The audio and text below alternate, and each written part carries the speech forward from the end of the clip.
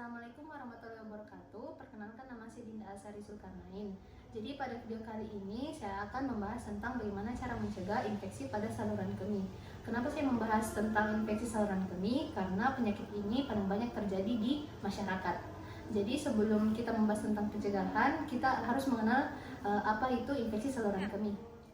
Jadi infeksi saluran kemih itu adalah infeksi yang terjadi pada saluran kemih karena berkumpulnya mikroorganisme.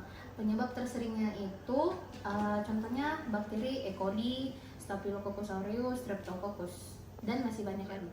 Jadi menurut data dari Departemen Kesehatan Republik Indonesia tahun 2014, kasus infeksi saluran kemih di Indonesia itu ada sekitar 180.000 kasus baru dalam 1 tahun.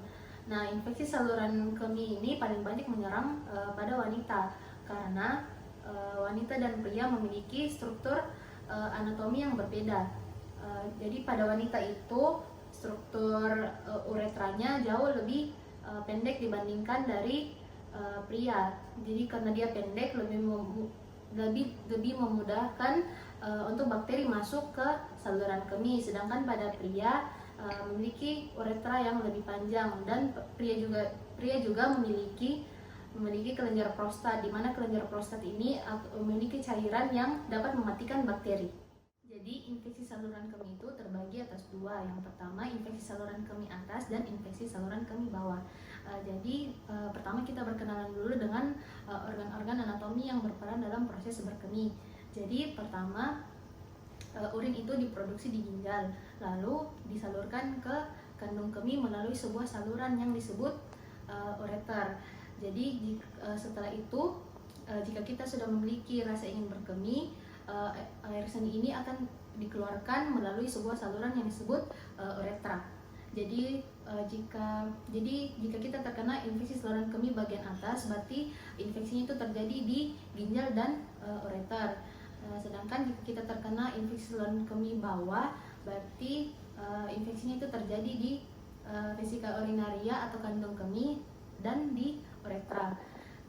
Jadi gejala yang timbul jika kita terkena infeksi saluran kemih bagian atas itu dapat berupa demam, nyeri pinggang, dan menggigil. Jika kita terkena infeksi saluran kemih bawah, gejala yang dapat timbul itu berupa nyeri saat berkemih, lalu keluar darah saat berkemih, lalu kita memiliki frekuensi berkemih yang lebih sering. Jadi kayak sering keluar masuk toilet karena dia tidak bisa tahan rasa ingin berkemihnya.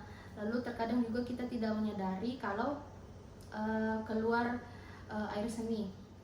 Jika kita sudah merasakan gejala-gejala seperti yang saya sebutkan tadi, segera periksakan diri ke dokter dan nanti akan diberikan antibiotik yang sesuai, serta disarankan untuk istirahat dan perbanyak minum air. Jadi kita telah membahas apa itu infeksi saluran kemih. Berikut kita akan membahas bagaimana cara mencegah infeksi saluran kemih itu terjadi.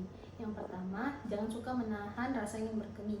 Jika sudah timbul rasa ingin berkemih, segera pergi berkemih. Kedua, selalu menjaga kebersihan. Misalnya ketika kita sudah berkemih, usahakan membersihkan organ genital dari depan ke belakang untuk menghindari masuknya bakteri ke saluran urin dari rektum.